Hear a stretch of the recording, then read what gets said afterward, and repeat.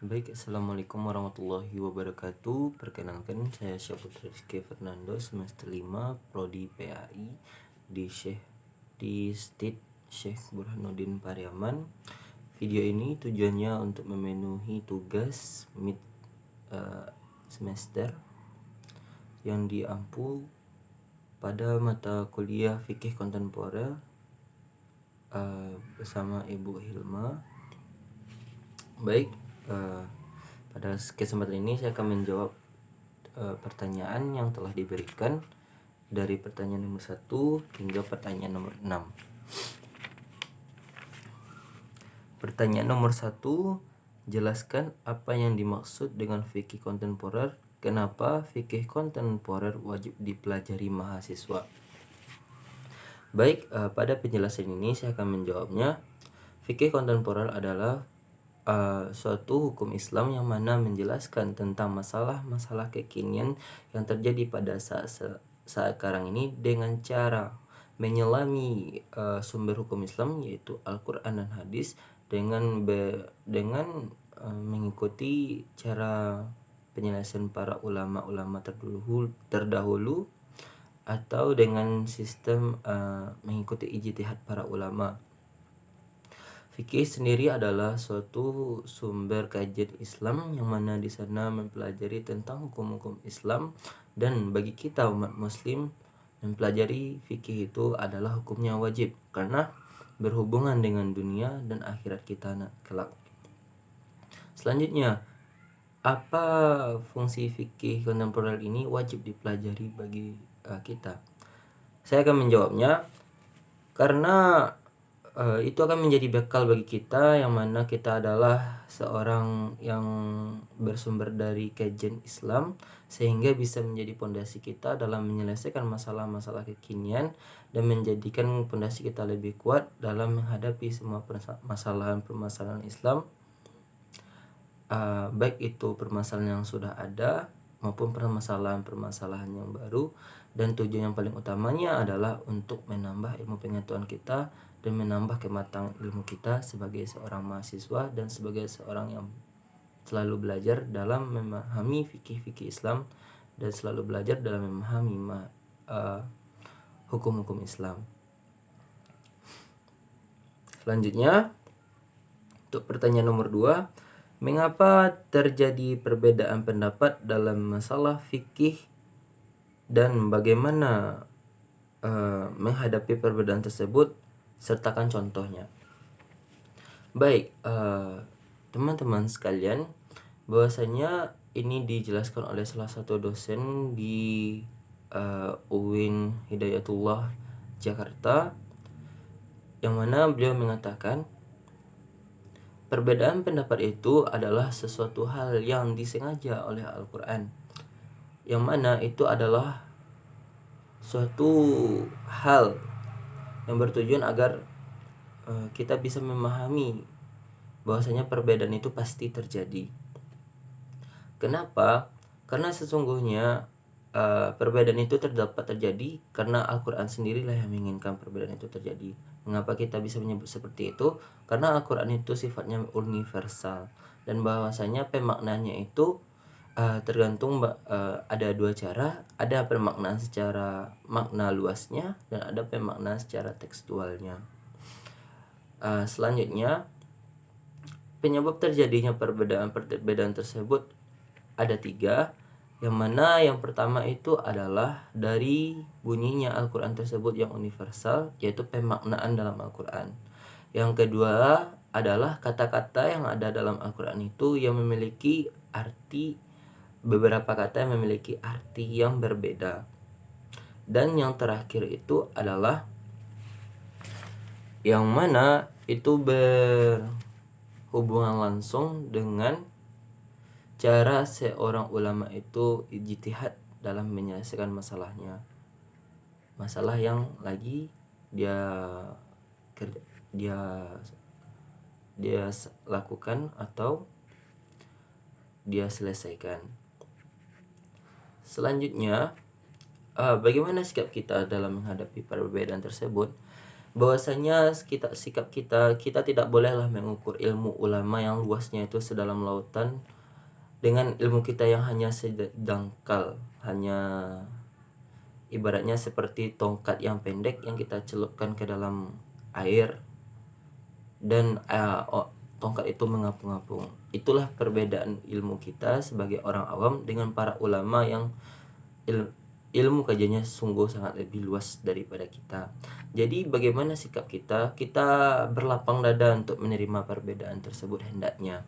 Dan janganlah sekali-kali kita membid'ahkan atau menyesatkan bahwasanya hal itu adalah suatu hal yang dilarang. Mengapa? Bahkan Nabi sendiri pun berkata bahwasanya jika seorang ulama salah dalam menetapkan hukum Islam, maka sudah satu kebaikan terhadap dirinya. Dan apabila ulama itu benar dalam menetapkan suatu fikih Islam, maka dua kebaikan untuknya. Selanjutnya, contohnya perbedaan dalam fikih itu yang saya ambil dari Syekh Al-Bani, bahwasanya Syekh Al-Bani ini memiliki perbedaan pendapat tentang sholat tarawih dengan para ulama yang ada di Arab. Syekh Al-Bani mengatakan bahwasanya beliau menjelaskan sholat tarawih itu jumlah rakaatnya itu adalah 11 dan beliau membid'ahkan jumlah rakaat selain 11. Namun pada dasarnya ulama Arab yang lain memiliki pandangan yang lain bahwasanya jumlah rakaat dari salat tarawih itu boleh lebih dari 11. Namun pada dasarnya Syekh Albani pun tidak melarangnya melakukan hal tersebut. Melarang para ulama Arab itu melaksanakan salat tarawih lebih dari 11 karena sesungguhnya perbedaan itu menciptakan keindahan, dalam keindahan itu terjadilah kesempurnaan. Selanjutnya, jelaskan langkah-langkah menjawab permasalahan fikih kontemporer.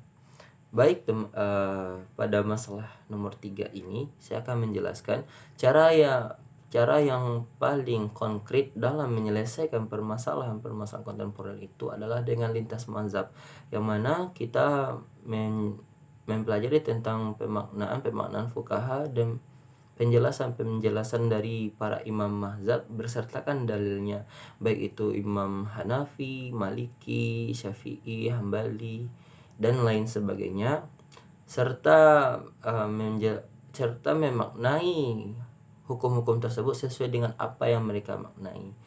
Pada dasarnya dengan hal tersebut kita bisa mengambil keputusan yang terbaik menurut kita tentang penetapan hukum-hukum fikih kontemporer tersebut. Jadi selanjutnya, bagaimana pandangan fikih terhadap pornografi dan porno aksi? Jelaskan dengan dalil. Apa ada kaitan porno aksi dengan LGBT? Baik, porno aksi atau pornografi itu berasal dari bahasa Yunani. Yang pertama ada pornograf yang artinya wanita berjalan, dan grafin yang artinya adalah menulis. Jadi secara istilah pornografi itu artinya adalah suatu lukisan ataupun gerakan erotis ataupun tulisan yang mana tujuan dari hal tersebut dibuat adalah untuk meningkatkan nafsu dan syahwat seseorang. Jadi dalam penafsiran ini dijelaskan oleh Undang-Undang RI nomor 44 tahun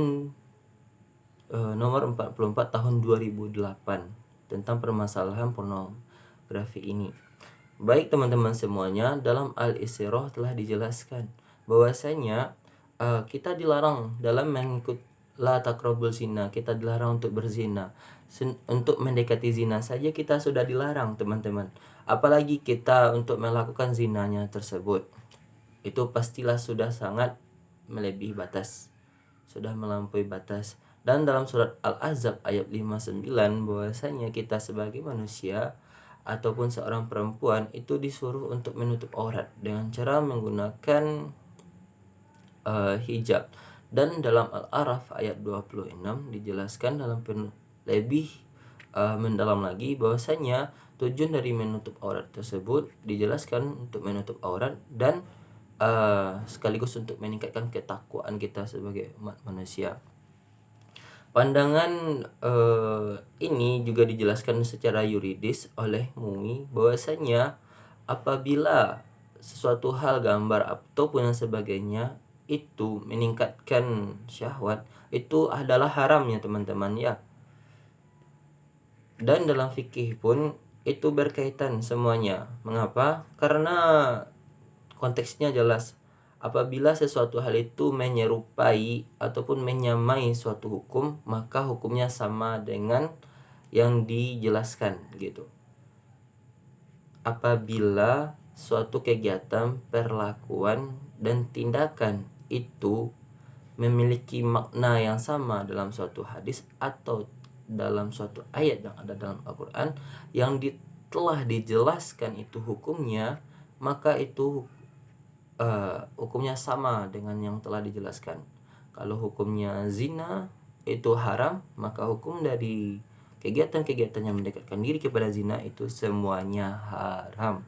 Jadi menurut pandangan Islam bahwasanya pornografi dan aksi itu adalah suatu perbuatan tercela yang mana kita disuruh untuk menghindarinya karena itu merupakan perbuatan yang haram dan dilarang oleh Allah.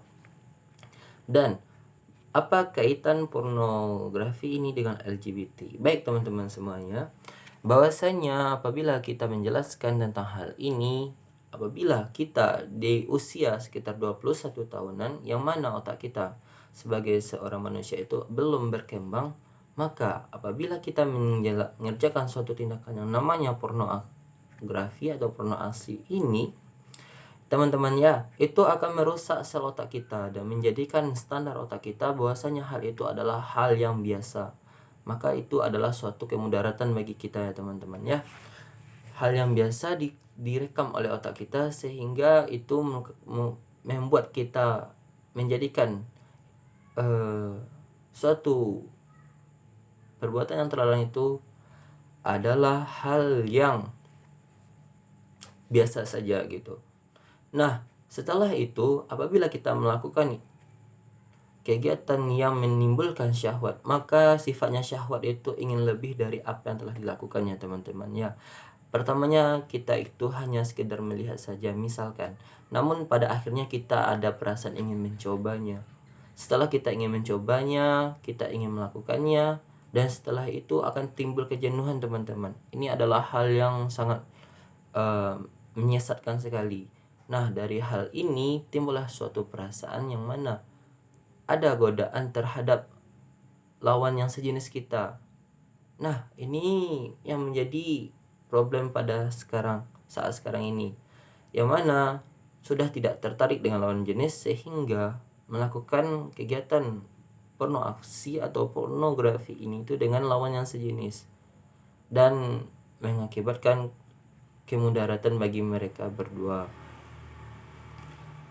sehingga dapat merusak moral dan akhlaknya manusia.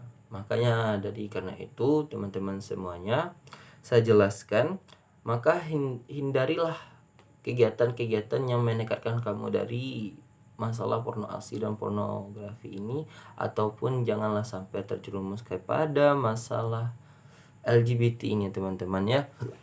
Karena itu bukanlah suatu hal yang perlu dibanggakan, karena ini adalah penyakit psikologi yang harus disembuhkan ya teman-teman ya. Selanjutnya, jelaskan syarat yang harus dipenuhi suami jika ingin poligami, dan jika suami poligami diam-diam. Apa pandangan Islam? Bagaimana tanggapan saudara akan hal itu? Baik teman-teman ya, bagi seorang suami jika ingin melakukan poligami ada beberapa syarat yang harus dilakukan.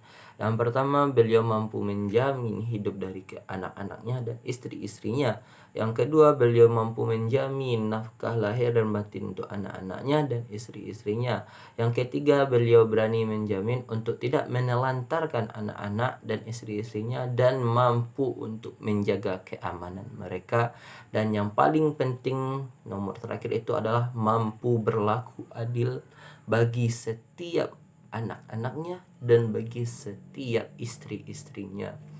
Dan juga selanjutnya, syarat bagi seorang suami itu diperbolehkan untuk poligami karena ada 3 faktornya. Yang pertama itu adalah karena istrinya tidak mampu menjalankan kewajibannya sebagai seorang istri. Yang kedua, karena istrinya itu memiliki kecacatan ataupun memiliki penyakit yang sulit untuk disembuhkan. Yang ketiga itu adalah nomor 3, seorang istri tersebut tidak mampu untuk melahirkan ataupun tidak mampu untuk memiliki keturunan. Dan menurut pandangan Islam, poligami tanpa meminta izin kepada istri tersebut adalah sah hukumnya, teman-teman ya. Hukumnya itu sah. Namun itu kembali ke pribadi kita sendiri, apakah kita memiliki perasaan yang begitu keras atau perasaan yang tidak peduli dengan keadaan atau tidak peduli dengan dampak yang ditimbulkan, dampak yang akan diterima oleh istri kita apabila kita misalkan melakukan poligami tanpa sepengetahuan dia. Pasti hatinya itu akan hancur sekali dan kecewa sekali, dan pasti akan menimbulkan banyak permasalahan baik eksternal maupun internal yang bersangkut paut dengan rumah tangga teman-teman yang melakukan poligami tersebut. Dalam hukum Indonesia pun juga dijelaskan dalam pasal KUHP nomor 297 bahwasanya itu hal yang tidak dibolehkan gitu. Jadi menurut pandangan saya, jika teman-teman ingin berpoligami atau ingin melakukan hal tersebut, pertama teman-teman harus berada di posisi memenuhi syarat untuk boleh berpoligami tersebut. Seperti yang sudah saya jelaskan tadi. Yang kedua itu, dan yang paling penting, meminta izin kepada istri agar tidak terjadi permasalahan-permasalahan di belakangnya nanti, dan bisa memiliki kerelaan satu sama lain.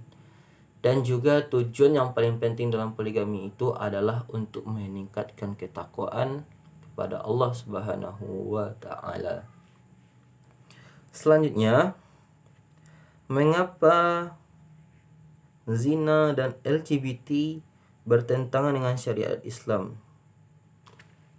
Baik, pada permasalahan ini dijelaskan oleh ulama yang bernama